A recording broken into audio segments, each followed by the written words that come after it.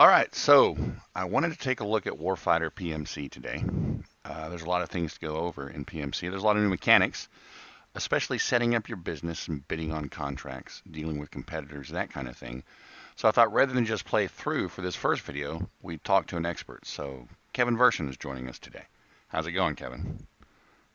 Oh, it's going great. Looking forward to talking about PMC. There is a lot of there are a lot of people already talking about PMC. We've seen some questions come up, and a lot of people are digging it. I certainly like it. There is a new depth to Warfighter that wasn't there before, and I think we can talk about some of those things as we go. Maybe we'll start off just talking about setting up a company, and you can share your insights on what y'all were thinking when you came up with some of these brutal rules that we have to abide by. Yeah, there's a lot new in PMC. We tried our best to say, let's take a warfighter mission and the story that tells and expand that into a collection of missions that all follow a theme with characters and stories. And we wanted to put all of that together, and that's how we came up with the idea of PMC with the Iraqi Gold Rush. And it was a lot of fun coming up with, we have the tactical gameplay down, but how do we put all this extra stuff on top, like your company and the contracts and your office and your compound? How do we put all that in so it feels organic, as well as not just hitting the player with way too much at once? So one of the first suggestions I have is when people got PMC, some people got the core game, some people got some expansions. I would suggest playing as a sole proprietor because you start off with the least amount of money, but also the least amount of overhead, and the game is small. You don't want to start off with the huge corporation where you're dealing with 15 PMCs at once and 10 missions a week. It's just start off nice and small so that way you're not overwhelmed to start off with. And that's exactly what I did. I started with a sole proprietorship, but I think I made a fatal error. I also started with a small compound, so I could only house 4 soldiers. Yeah? Yeah, I was trying to watch those funds. So I was bidding single contracts because I couldn't run more than one because I only had one player soldier. Yeah. And so Yeah, I guess you could have good days and a good run of luck, but I didn't. It was still a lot of fun, but it was only fun for me. The guys on the cards were not enjoying themselves at all. yeah. There's definitely a bell curve in PMC of if you have 4-player soldiers with 6 NPSs and a couple of squaddies, and you're running 1 contract a month, it's way easy, and you're not going to get paid enough in order to field all those guys.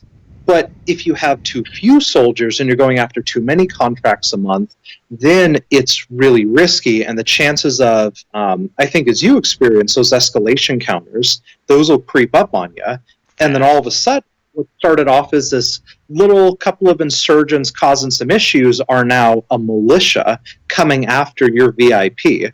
And I think that that killed some of your guys, right? It did. I actually had 2 escalation counters on when it hit, so I was at plus 40 RP. And we'll talk. I want to talk. That's another thing I want to talk about is the way RP works in Warfighter.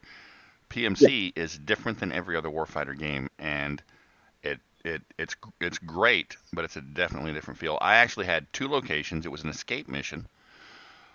2 locations, including the objective, and every hostile in the deck was on the board.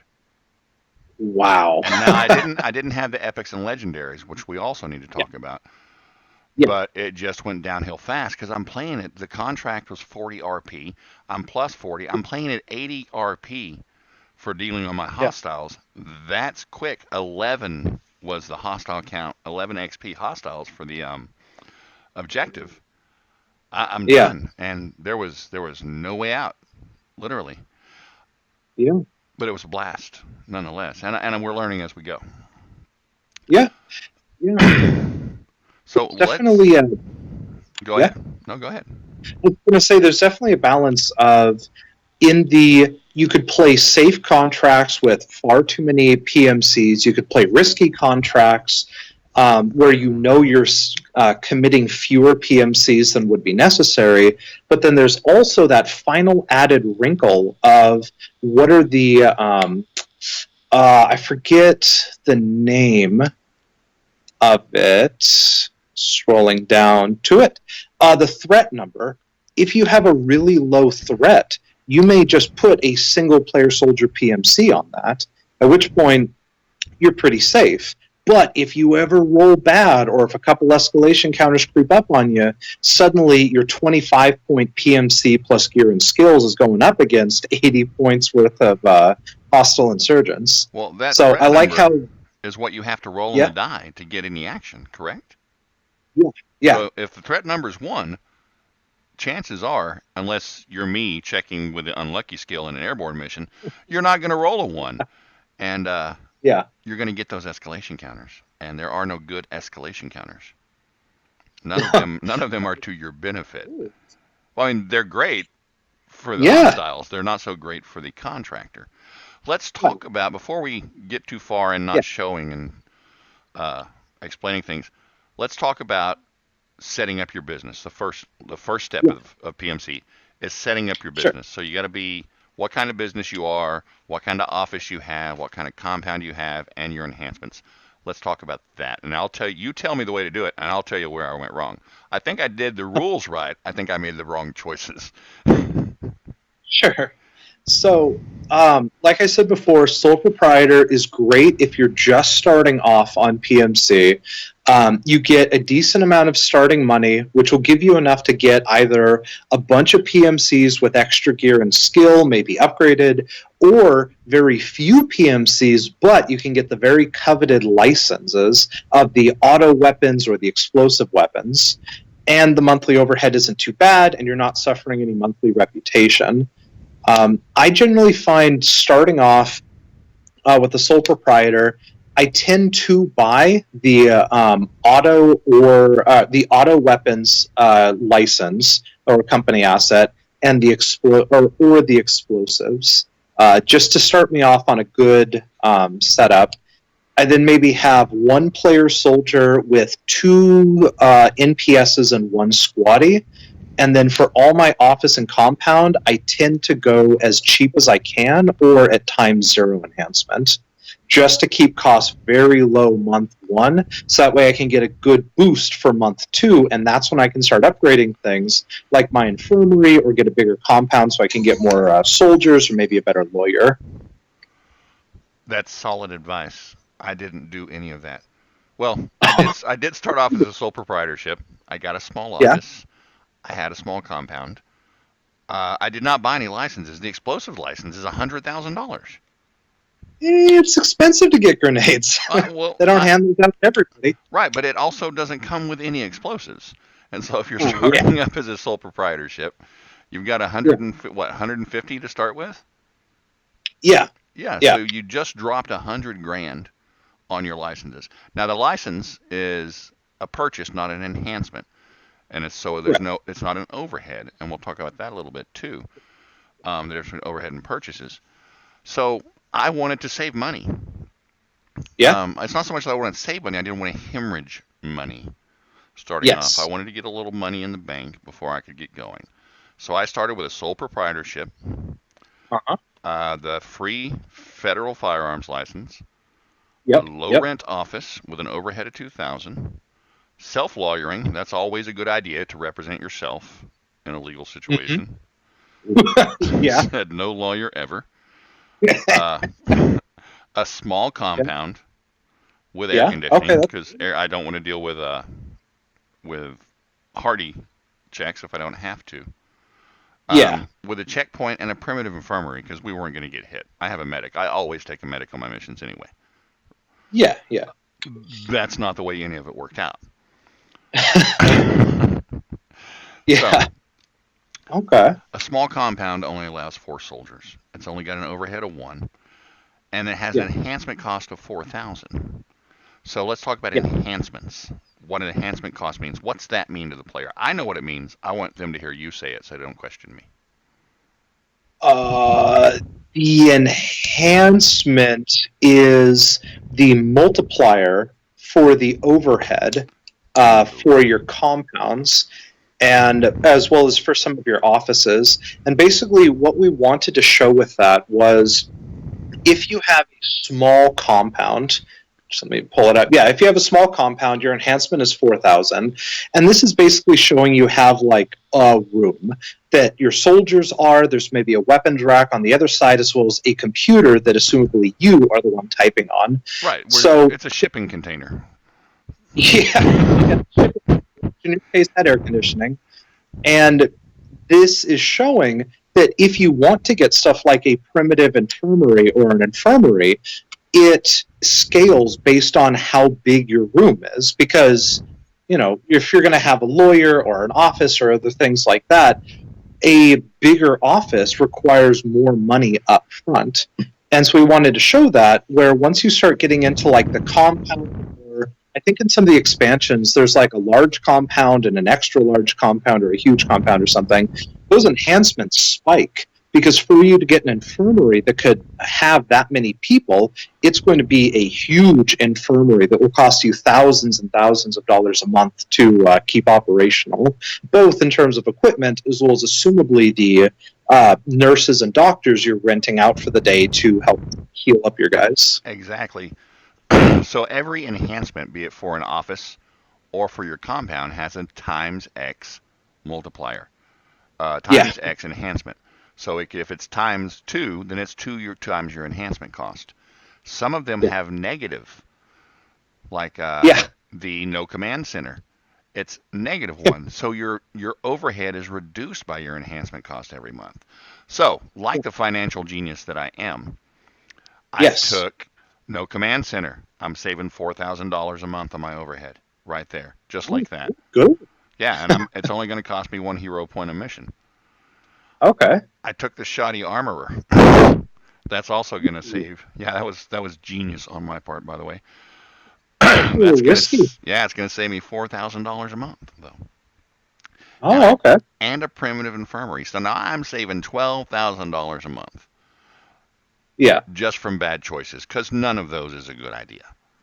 And all 3 of them is a horrible idea. What the shoddy armory does, and I love this card, is it puts the jam optional rule in play, no longer optional. Yeah. And so for people who don't play with the jam optional rule, it's kind of like reload, except it makes your reload value 1 higher and costs you an action. You don't have to reload, but it costs you an action to unjam your weapon. So if you have a weapon that has a reload value of 2 and you roll a 3, you have to spend an action to unjam that weapon before you can attack again. Is that correct? Yes. Yes. Yeah, I think if you're rolling a burst or auto, and 2 of your rolls are 1 above your reload number, then you jam. You just need to spend an action to get rid of the jam. You don't need to expend any ammo. Which wasn't going to affect me, because I only have a federal firearms license. Let's talk about licenses. And why that's a bad idea to just have that free license. Yeah. Yeah, the free required license. Yes. Yeah, it's not having any auto or explosives hurts you way more than people give it credit for. Oh, because people think, oh, how often do I never use auto? It burns through so much ammo. And I use maybe 1 grenade a mission, where as soon as you can't use those, you're suddenly hit with this, oh my god, there are 5 5 Middle Eastern militants in front of me. I need to actually kill all 5 of them. I can't throw a grenade or throw off an RPG on them. I actually need to shoot them. What? I don't have my spray for my machine gun. Right. I can't just hit all 3 of them with a single attack.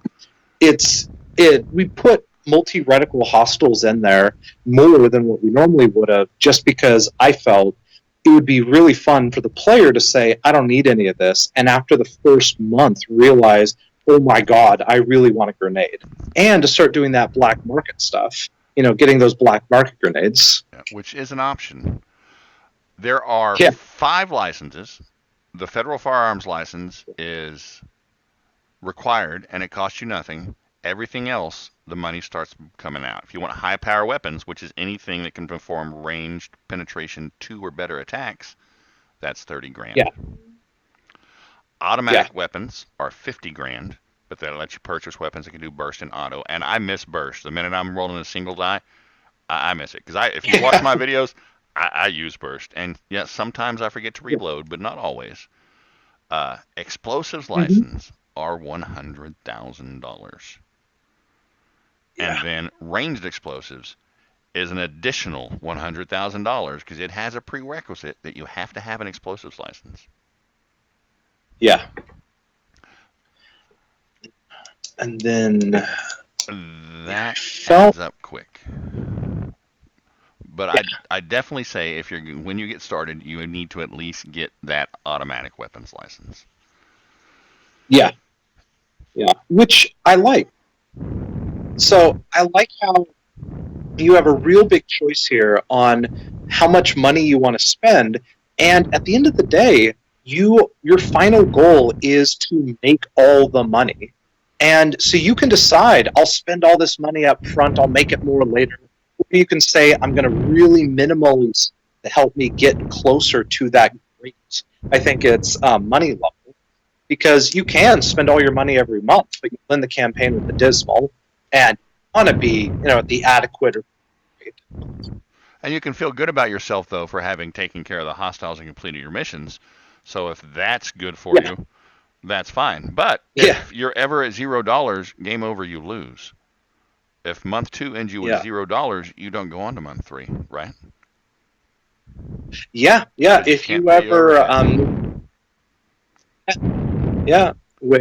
once you start getting those high-ranking PMCs that start saying more, and your company doesn't have enough reputation, it's you need to let them go. I think I saw a post earlier today on somebody went through a really difficult mission. 2 of their PMCs leveled up, and he just had to let them go. Right. You cost too much now. Enough reputation, you're out. Right, and we'll talk about PMCs in a minute. You mentioned black market. I'm looking at a couple of cards right here that have black market on them. The M67 grenade and the M2 munition. Now there's also a grenade card that doesn't have black market on it, and an M2 that doesn't have black market on it. That's because the prices are different. So with the black market cards, I can buy these without having a proper license. I pay more for them, and I have to do a check to see if I get busted trying to buy it. And if I do get busted trying to buy it, I got to pay a bigger fine. And you pay that a couple of times, you should have just bought the license. If you go to buy a grenade and you fail that risk check, you're fined $25,000, and you didn't buy the $3,000 grenade. And you're paying $3,000 for a grenade. So the choice is there. It's just a risky choice. And you could. I'm not going to buy that damn license. Ain't no going to tell me what. But you want to buy the outlawed grenade? You can. You can smuggle it in, and you could probably smuggle 4 or 5 grenades in before you start running that real risk of needing to pay that $25,000. But if you're not needing it that much, maybe it is a better option to spend $3,000 a couple of times than the full $100K. Until you spend $50,000 twice because you were trying to save money. Yeah. Once you start backlogging and realizing, hold on, I've spent $5,000. I should have just spent $100,000 and gotten the grenade $2,000 cheaper each time. I feel like that. I never know.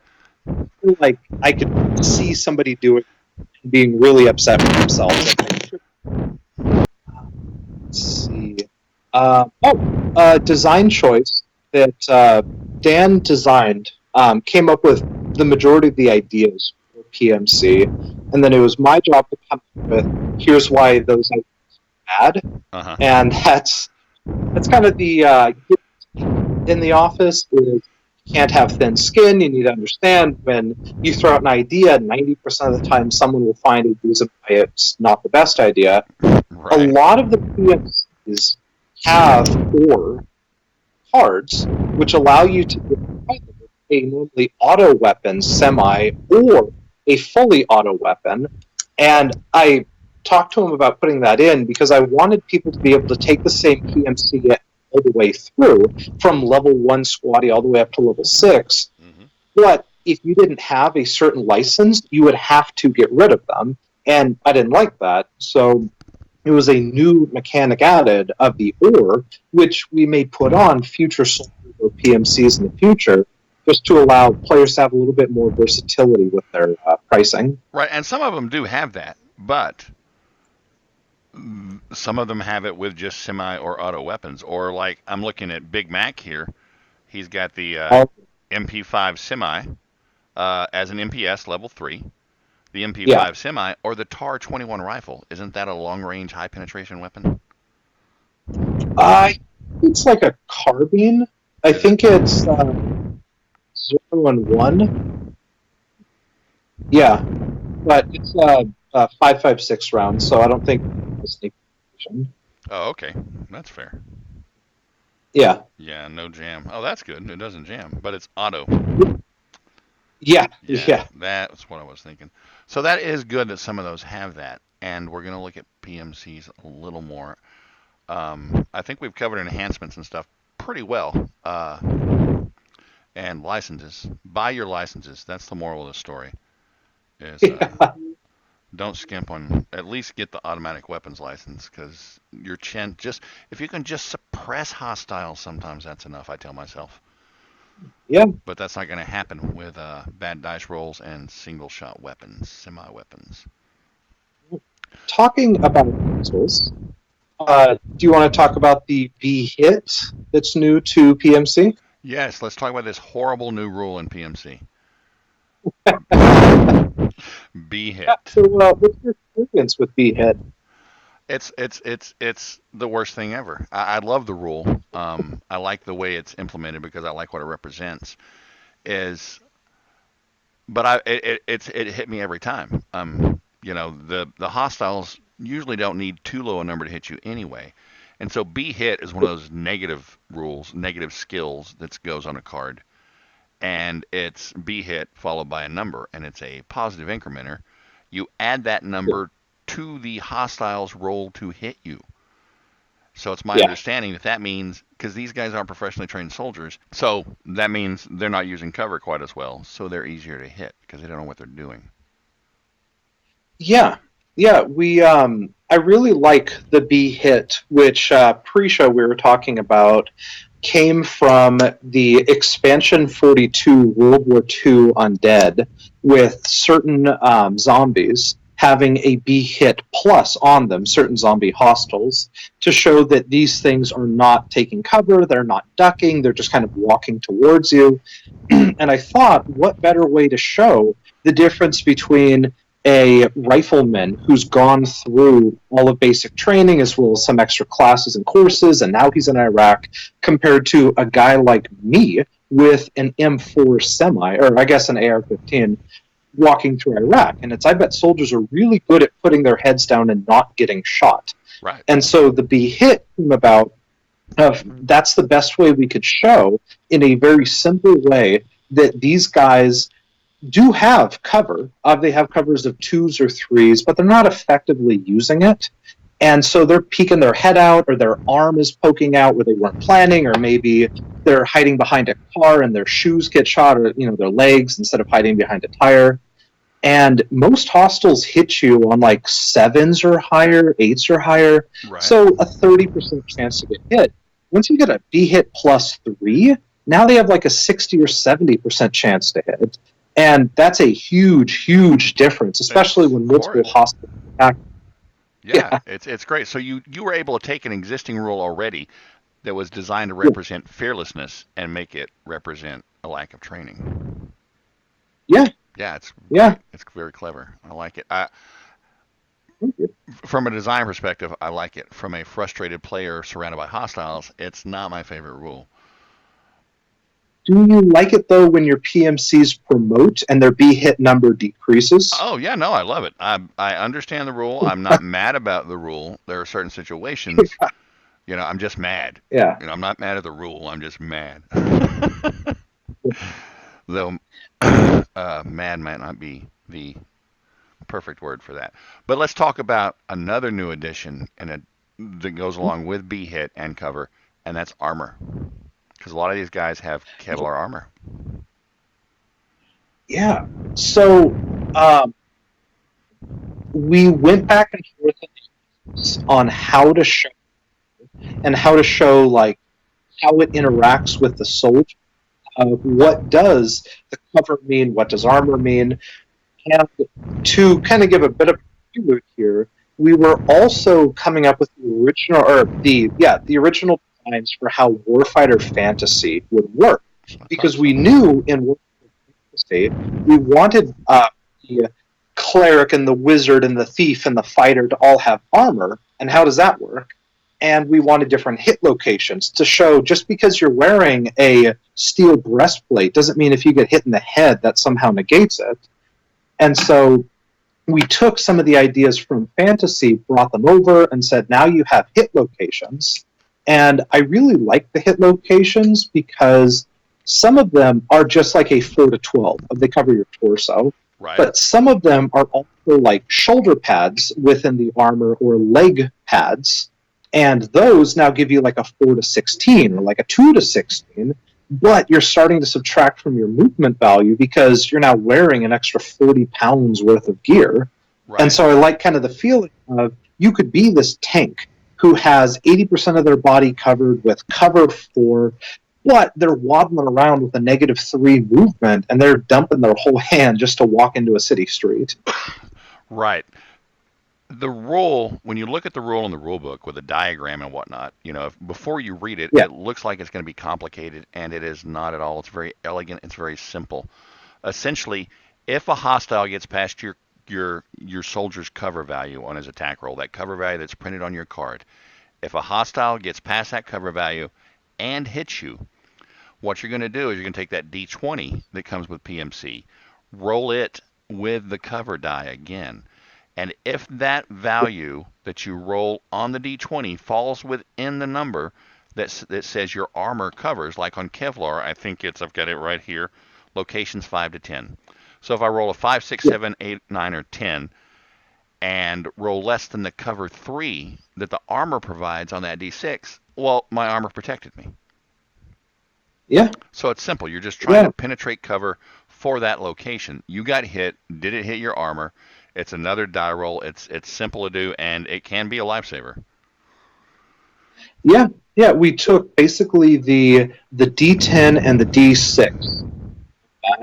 Said, let's take the D6 and allow players to put one more layer of protection or armor to potentially stop the shot coming in. And I like how sometimes the armor would have stopped the attack, but it just wasn't in the right location. So your leg got hit, or it does stop, and right center of the chest, you're an 8 or something, hits the center of your chest, but it rolls a 5, and so it just punched right through the armor. So sometimes it's really handy, and I almost always give my soldiers armor now just to give them that extra protection just on those teeter-tottering attacks. It's great, and a lot of the soldiers come with it.